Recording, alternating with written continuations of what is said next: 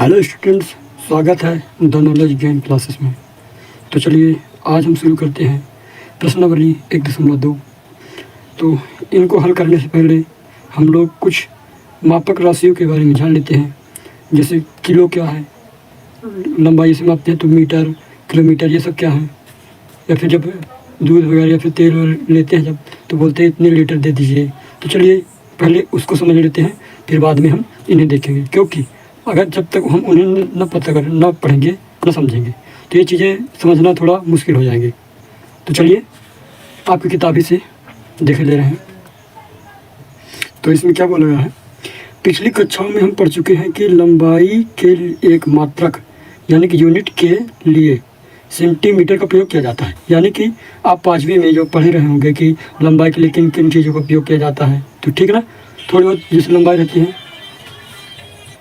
तो उनको किस में माप लेते हैं अपन लोग, सेंटीमीटर से माप लेते हैं कि ये इतने सेंटीमीटर की रेखा है ना।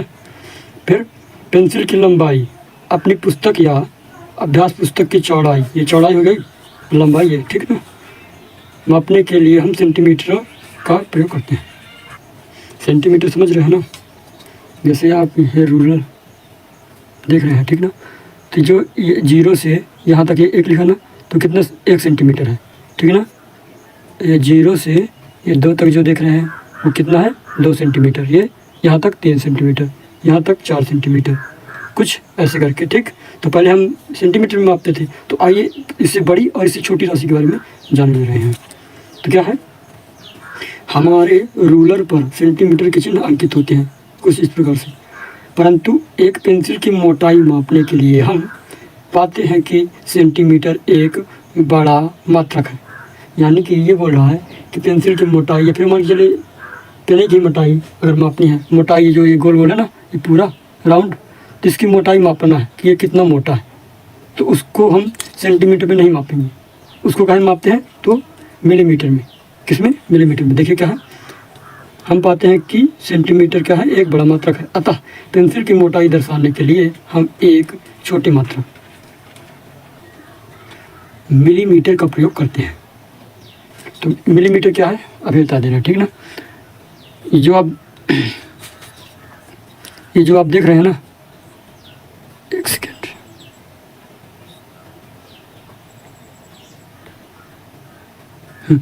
ये जो लाइन दिखाई दे रहे हैं 1 2 3 4 5, ये जो छोटे छोटे दिखाई दे रहे हैं 6 7 8 9 ये 10, ये जो दिखाई दे रहे हैं ना, वही है मिलीमीटर यानी कि mm। तो 10 mm मिलकर के 1 सेंटीमीटर बनाता है, ठीक। तो यही पास यहाँ पर समझाया गया है कि 10 मिलीमीटर वही mm बराबर 1 सेंटीमीटर। अभी बताया ना, ये जो लाइन दिखाई दे रही है ना, वो 10 ठो है। जब 10 ठो लाइन बन जाएगी यानी कि वो mm की होती हैं। ये जो देख रहे हो ना आप, जैसे इस तरह रहता है, ठीक ना। ये 0 से प्रारंभ, ये 1 था, तो इसके बीच में कितनी लाइन रहती है, 10 ठो। ये इतना से इतनी दूरी तक जो दिख रहे हैं ना, ये जो आप इधर से इधर तक की दूरी देख रहे हो ना, तो 1 mm है। ऐसे ही इधर से इधर तक के 1 2 3, यानी कि इधर से इधर तक 1 mm, इधर से इधर तक 1 mm। इसी तरह कितनी लाइन रहेंगी, टोटल 10, यानी कि 10 mm का क्या होगा, 1 सेंटीमीटर। 1 सेंटीमीटर ये जो दिखाई दे रहा है ना, ये mm है, इतनी से दूरी तक के mm है। और ये इतनी से इतनी दूरी तक की कितनी क्या है, सेंटीमीटर। जब 10 ठो 1 mm जुड़ जाएंगे 10 ठो, तो 1 सेंटीमीटर कहला जाएगा। यही इसमें बताया जा रहा है। फिर क्या बोल रहा है, अपनी कक्षा के कमरे की लंबाई या स्कूल के भवन की लंबाई मापने के लिए हम पाते हैं कि सेंटीमीटर एक बहुत छोटा मात्रक है। अतः इस कार्य के लिए हम मीटर का प्रयोग करते हैं। तो देखिए हम कब तक इनका उपयोग करेंगे। कमरा तो बहुत बड़ा होता है, बहुत बड़ा होता है ना कमरा, तो इनका उपयोग करेंगे तो कितना समय लग जाएगा, बहुत समय लग जाएगा। तो हम किसका उपयोग करते हैं बताइए, मीटर का।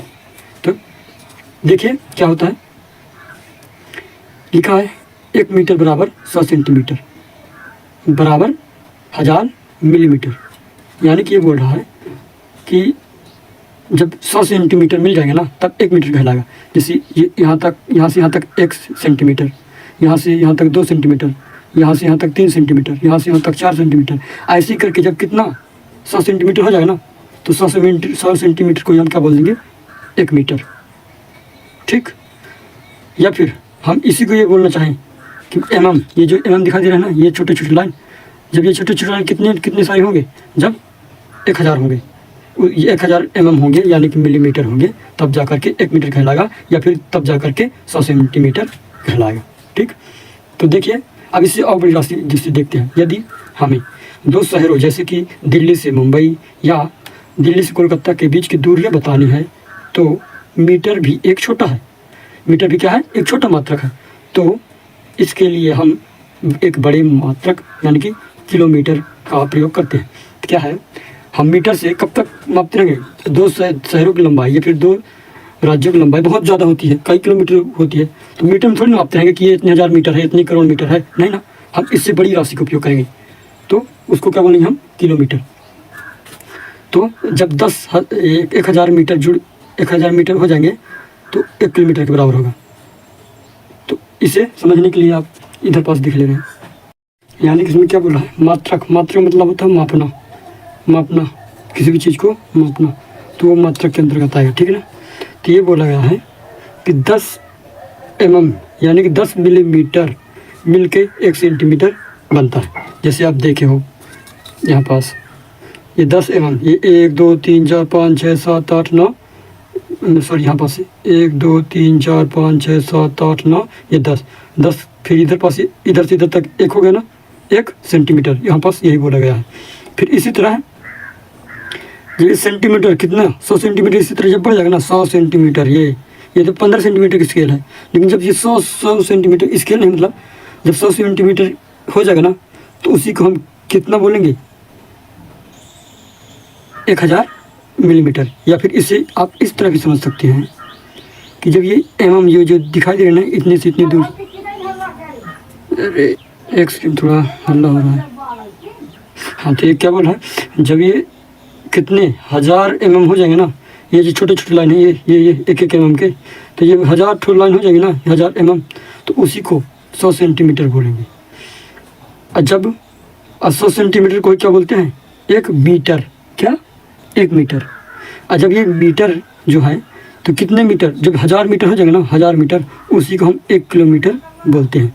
जैसे किसी दूर आपके घर से, हो सकता है आपके घर से स्कूल की दूरी कई किलोमीटर हो सकती है, 1 किलोमीटर 2 किलोमीटर 3 किलोमीटर इस तरह हो सकती है दूरी, या फिर किसी के घर पास में होगा तो हो सकता है उसके घर से उसकी दूरी 500 मीटर हो, 50 मीटर हो, सही है ना। तो आशा करता हूँ ये सब समझ में आ गया हो। आइए आगे की जानकारी लेते हैं। आइए देखते हैं आगे, ये तो लंबाई वाली लंबाई माप हो गई। अब देखते हैं जो वजन में, जैसे इसका वजन कितना है, इनका वजन कितना है, और ईंटे का वजन कितना है, और गाड़ियों का वजन कितना, ऐसे ऐसे करके, मतलब जैसे बोरा है ना, इस बोरे में कुछ रखा होगा, चाहे गेहूँ रखा हो चाहे चावल रखा हो, तो इस गेहूँ का वजन कितना है, इसको मापने के लिए फिर ग्राम किलोग्राम इनका उपयोग करते हैं। ठीक है ना, तो चलिए पढ़ते हैं पहले इसको। देखिए, जब हम बाज़ार में गेहूँ या चावल खरीदने जाते हैं, हम इन्हें किलोग्राम में खरीदते हैं, परंतु अदरक या मिर्ची जैसी वस्तुओं को हमें अधिक मात्रा में आवश्यकता नहीं होती। यानी कि देखिए, जब आप नहीं तो आपके घर के जब कोई जाते हैं सदस्य गेहूँ या चावल खरीदने, तो किलो में लेते हैं, कितने किलो, मुझे 50 किलो गेहूँ दे दीजिए या फिर 70 किलो चावल दे दीजिए, इस तरह का करके। लेकिन जब वे लोग या फिर आप ही साथ में जाते होंगे, तो जैसे अदरक लेनी है या फिर मिर्च लेनी है, तो आप ये थोड़ी बोलो कि मुझे 1 किलो मिर्च चाहिए, 1 किलो मिर्च खा खा के मरना क्या किसी को, या फिर मुझे 1 किलो अदरक चाहिए। उतना सारा अदरक करेगा क्या, वो फालतू सड़ भी जाएगा। ठीक ना, तो उसको थोड़ा सा लेते हैं, थोड़ा सा मतलब इतना या फिर इतना या फिर इतना, ठीक ना। तो उनको कहे में, अब किलो, वो तो किलो नहीं है, किलो से छोटी राशि है, तो उस छोटी राशि को क्या बोलते हैं, ग्राम। तो देखो, जैसे वस्तुओं की हमें अधिक मात्रा में आवश्यकता नहीं होती ना, हम इन्हें ग्राम में खरीदते हैं, बोला ना, ग्राम। जैसे पेन की वजन किन में नापेंगे अपन, ग्रामों में, किन में, ये किलो भर को थोड़ी पेन होगा। अगर किलो भर का अगर मापे तो फिर 0.00 करके कुछ किलोग्राम लिखना पड़ेगा, तो इस तरह तो बहुत वो लग जाएगा।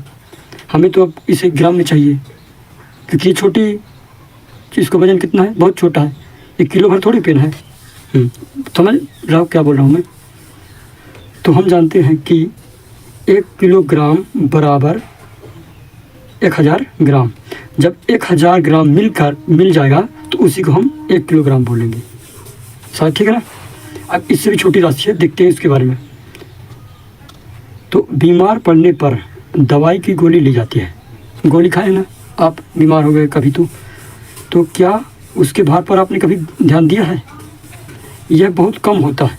उसका जो छोटी छोटी गोली होती है ना, गोलियाँ, तो उनका वजन बहुत कम होता है, ग्राम से भी बहुत कम। यह भार मिलीग्राम में होता है। ये जो गोलियाँ देखती ना, तो क्या है, मिलीग्राम में रहती हैं। तो 1 ग्राम बराबर 1000 मिलीग्राम, यानी कि जब 1000 मिलीग्राम, मान के चलिए ये गोली है आपकी 1 ग्राम की, ठीक ना। ये गोली कितनी की आपकी, 1 ग्राम की। तो ये सब 1000 गोलियाँ जब हो जाएंगी ना, तो कितने ग्राम के बराबर होगी, 1 ग्राम के बराबर होगी। सोचिए, बहुत छोटी राशि है 1 मिलीग्राम। वो छोटी गोली जब आप देखते हो तो हो सकता है उसकी वो 2 ग्राम का हो, या फिर 1 ग्राम का हो, या फिर उससे भी छोटा हो। ठीक, तो इसको भी समझ लेते हैं। तो देखिए, जब 1000 मिलीग्राम मिलेंगे तो 1 ग्राम बनेगा, और जब 1000 ग्राम मिलेगा ना, तो उसी को हम क्या बोलेंगे, 1 किलोग्राम। और जब किलो मिलके, मतलब कि जब 100 किलो हो जाएंगे ना, 100 किलो, तो उसी को हम क्या बोलते हैं, 1 क्विंटल। क्या बोलते हैं, 1 क्विंटल। तो चलिए अब हम जैसे बहने वाली चीज़ें जैसे दूध, पानी या फिर तेल, इनके बारे में थोड़ा जान लेते हैं। हालांकि वीडियो लंबी हो जाएगी, लेकिन इससे समझना थोड़ा ज़रूरी है, इसलिए बताना पड़ेगा। देखो, पानी वाली एक साधारण बाल्टी की धारिता मतलब क्या होता है, धारण करने की क्षमता, यानी कि उस बाल्टी में कितना भरा जाएगा वो होती है धारिता। तो पानी वाली एक साधारण बाल्टी की धारिता प्रायः कितनी होती है, मतलब उसमें कितना पानी आएगा, ये लगभग 20 लीटर होगा। तो धारिता को लीटर में दर्शाया गया है, मतलब धारण करने की क्षमता जो कैपेसिटी है उसकी, उस बाल्टी की लगभग 20 लीटर होगा। या फिर आप डब्बे देखे होंगे तेल वाले, तो 15 लीटर के रहते हैं, परंतु वो बड़े वाले डब्बे जिससे पानी भर के ले जाते हैं ढोके, परंतु कभी कभी हमें एक छोटे मात्रक की भी आवश्यकता होती है, इससे भी छोटी की आवश्यकता होती है। जैसे कि यह मात्रक मिली लीटर कहलाता है, मिली लीटर। जैसे कि बालों के तेल, सफाई करने वाले द्रव या एक ड्रिंक की बोतलों में जो मात्रा लिखी होती है ना, वो ml यानी कि मिली लीटर में लिखी रहती है। वह उसके अंदर भरे द्रव की मात्रा होती है जो कि मिली लीटर को दर्शाती है। ml लिखा रहता है ना, मान चलिए मैं थोड़ा सा रुकिए, जैसे इधर पास ये 65 ml दिखाई दे रहा है ना, ये ml है। ये जिस जो डिब्बे में भरा है तेल, तो कितने ml है, 65 ml है। ठीक, तो इनको छोटी राशि में तो वो करा जाएगा। तो चलिए, जब 1000 ml मिल जाएगा ना, जब 1000 ml कोई भी चीज़, या फिर पानी ही मान लो या फिर तेल मान लो, तो जब 1000 ml हो जाएगा ना, तो उसी को 1 लीटर बोला जाएगा, उसी को हम 1 लीटर बोलेंगे। तो चलिए, अब इन चीज़ों के बारे में समझ चुके हैं। अब आइए आप प्रश्नावली की तरफ बढ़ते हैं। ये चीज़ें समझाना जरूरी होता है ताकि आपको बने सब। तो प्रश्न नंबर 1 को क्या बोला है, किसी स्कूल में 4 दिन के लिए एक पुस्तक प्रदर्शनी आयोजित की गई। पहले, दूसरे, तीसरे और अंतिम दिन खिड़की पर क्रमशः 1094, इसी को हम क्या बोल देते हैं, 1094, 1812, इसी को हम क्या बोल सकते हैं, 1812, और 2050, इसी को हम क्या बोल सकते हैं, 2050, और 2751 टिकट बेचे गए। इन 4 दिनों में बेचे गए टिकटों की कुल संख्या ज्ञात कीजिए। तो जैसे मैं बोल रहा हूँ ना, इसी को 10,000 या फिर इसी को बोल रहा हूँ 1094। तो जब आप इससे पहले वाली वीडियो देखेंगे, पिछली वाली वीडियो 1.1 वाली, तो आपको सब समझ में आ जाएगा कि मैं ऐसा क्यों बोल रहा हूँ, क्योंकि उसमें इकाई धार सैकड़ा हजार बताया गया है। ठीक ना। तो जिनसे इकाई दिखाई सैकड़ा हजार भी नहीं बनता, तो पिछली वाली वीडियो देखें, आप चैनल के प्ले लिस्ट पर जाकर देखेंगे तो अच्छा रहेगा। ठीक, तो इसमें ये बोला गया है कि स्कूल में कोई कार्यक्रम रखा गया था, तो 4 दिन कार्यक्रम में जो टिकट बेचे गए उसकी संख्या बतानी है। तो ये चारों टिकट बेचे गए संख्या है, तो कुल टिकट की संख्या बतानी है। तो इनको जब जोड़ देंगे तो टोटल टिकट आ जाएगा। तो चलिए इनको जोड़ते हैं, लेकिन अपन थोड़ा गणित की भाषा में करके देखेंगे। तो जो दिया गया है पहले हम उसी को नोट करेंगे। तो देखिए क्या क्या दिया है कि पहले, दूसरे, तीसरे दिन क्रमशः क्या, इतना 1094, 1812, 2050, 2751, तो इतने टिकट बेचे गए हैं। तो आप यहाँ सबसे पहले हम यही लिख लेंगे। तो जो दिया था हमने वही लिख लिया कि पहले, दूसरे, तीसरे तथा चौथे दिनों में बेचे गए टिकटों की संख्या, क्रमशः, ये पहले दिन का हो गया। क्रमशः का मतलब क्या है, जो क्रम में लगाना 1 2 3 4, तो यही क्रम में इसमें भी लिखा हो। पहला दिन यानी कि इसका हो गया, दूसरा, तीसरा, ये चौथा ये वाला हो गया। तो इसी तरह लिखिए क्रमशः 1094, 1812, 200 मतलब 2500, या फिर इसको 2050 बोल सकते हैं। अब 2751 है। तो अब क्या करना है, इनको जोड़ना पड़ेगा। तो टोटल संख्या बतानी है टिकटों की, तो इस तरह बोलेंगे कि बेचे गए कुल टिकटों की संख्या बराबर चारों दिनों का योग, यानी कि इनका योग कर देंगे ना तो आपका आंसर आ जाएगा। तो चलिए लिख लेते हैं कुछ इस प्रकार से कि बेचे गए कुल टिकटों की संख्या, यानी कि ये कुल टिकटों की संख्या बराबर 4 दिनों के टिकटों का योग, यानी कि जब 4 दिन को जोड़ देंगे तो टोटल संख्या आ जाएगी कि टोटल कितना बेचा गया 4 दिनों को मिला के। तो इस तरह हम प्लस का चिन्ह मान लिए। आप चाहें तो कुछ इस प्रकार से बना सकते हैं, आप चाहें तो कुछ इस प्रकार से जोड़ सकते हैं। अगर उस तरह जोड़ते नहीं बनते तो इस तरह जोड़ लीजिए। तो चलिए जोड़ते हैं, कितना आता है। तो 4 2 6, 6 1 7, ठीक।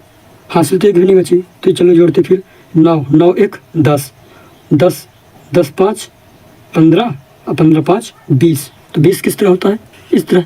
तो इसको हम इधर पास उतार ले करते हैं, और हासिल 2 बच गई है। हासिल कितनी बच गई है, 2, याद रखिएगा। तो क्या है 8, 8 में ये तो 0 है तो इसको छोड़ देते हैं, ये 8 है और ये 7 है। अगर हम इसमें 8 हासिल जोड़ देना, थोड़ा सा भी हो जाएगा, ये 8 ना हासिल जोड़ देंगे तो कितना हो जाएगा, 10 हो जाएगा, जुड़ गया ना हासिल। और 10 7 17, 17 की 7, 17 इस तरह होता है ना, 17 की 7 हासिल आई 1, याद रखिएगा, ठीक ना। तो 2 2 4, 4 1 5, 5 1 6 और एक हासिल बची थी, याद रखिए, ये 7। यानी कि ये जब चारों को जोड़ेंगे, इनको पूरा जोड़ देंगे जब, तो कितना प्राप्त होगा, 7707, या फिर इसी को हम क्या बोल सकते हैं, 7707, ठीक ना। तो चलिए उधर भी कर दे रहे हैं कुछ इस प्रकार से। तो अब इनको जोड़ देंगे और नीचे कुछ इस प्रकार से लिख देंगे कि अतः बेचे गए टिकटों की संख्या कितनी है, 7707, ठीक। तो चलिए पहला शुरू हल हो गया। अब दूसरा देखते हैं। दूसरा बोल रहा है, शेखर एक प्रसिद्ध क्रिकेटर है। वह टेस्ट मैचों में अब तक 6980 रन बना चुका है। वह 10,000 रन पूरे करना चाहता है। उसे कितने और रनों की आवश्यकता है। तो क्या है कि शेखर जैसे बनाया रन थे ना, उसको टोटल कितने रन बनाने थे, 10,000, लेकिन उसने अभी तक कितने रन बनाए हैं, 6980। तो ये बोल रहा कि अभी और कितने रन बनाने हैं। तो जब इससे हम इसको घटा देंगे तो अपने आप आ जाएगा। इसको समझने के लिए कुछ इस प्रकार से आप समझ सकते हैं।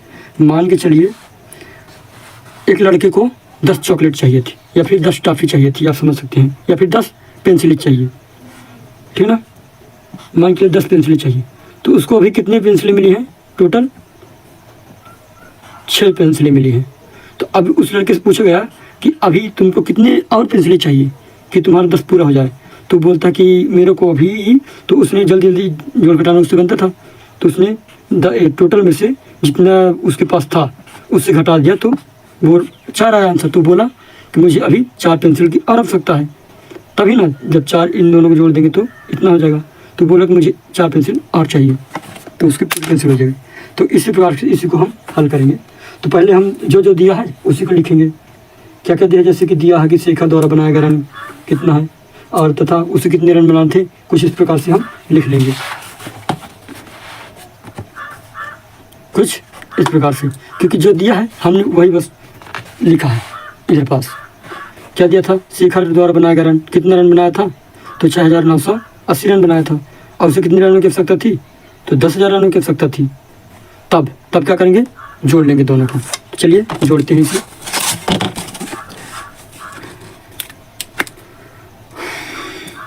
कितना है, घटाना है टोटल में से, ये 10,000 में से अपन को 6980 घटाना है। तो 0 में से 0 गए, कुछ नहीं बचा। फिर 0 में से 8 तो घटेगा नहीं, तो ये बोलता है कि मेरे पास कुछ नहीं है। फिर अपने बगल वाले से मांगता है कि कहते हैं मेरे पास भी कुछ नहीं, मैं भी एकदम 0 सन्नाटा। फिर कहता है नहीं मैं बगले से मदद मांगता हूँ, ये इससे मदद मांगा। ये बोल रहा नहीं मेरे पास भी कुछ नहीं है। तो कहता है कि चलो मैं अपने साथी से मांगता हूँ, तो इससे मांगा। तो ये जो एक था, तो जब इसको दे दिया तो ये इसके बगल में खड़ा हो जाएगा, ये एक जो इसको दिया ना इसके बगल में खड़ा हो जाएगा, तो कितना हो जाएगा, ये 10 हो जाएगा। जब इसके पास 10 हो गया तो ये बोल रहा है कि अभी मेरे को चाहिए, तो इसने 1 दे दिया, तो ये इसके जब बगल में खड़ा हो जाएगा ये वाला 10 कहला जाएगा। समझ रहे हो क्या बोल रहा हूँ। फिर ये बोल रहा है, जो बोल रहा है कि मेरे को भी चाहिए, तो क्या हुआ, इसने भी 1 दे दिया, तो इसके बगल में जब खड़ा हो गया तो ये कितना हो गया, 10 हो गया। जो ये तो 1 दे दिया था, 9 बचा, ये भी 1 दे दिया था, ये भी 9 बचा, याद रखिएगा। अब ये 10 में से जब 8 हटाएंगे तो कितना आएगा, 2 आएगा। ये कितना बचा था, 9 बचा था ना, तो 9 में से 9 गए 0। ये कितना बचा था, 9 बचा था, ये भी 9 बचा था ना, क्योंकि दे दिया था। तो 9 में से जब 4 घटाएंगे तो 6 घटाएंगे तो कितना आएगा, 3 ही तो आएगा। तो उसे अब कितने रनों की आवश्यकता है, 3020 रनों की और आवश्यकता है। तो इसी को हम कुछ इस प्रकार से अब उधर लिख लेंगे, अतः शेखर को 3020 रनों की आवश्यकता है, कुछ इस प्रकार। तो चलिए अब तीसरा हल करते हैं।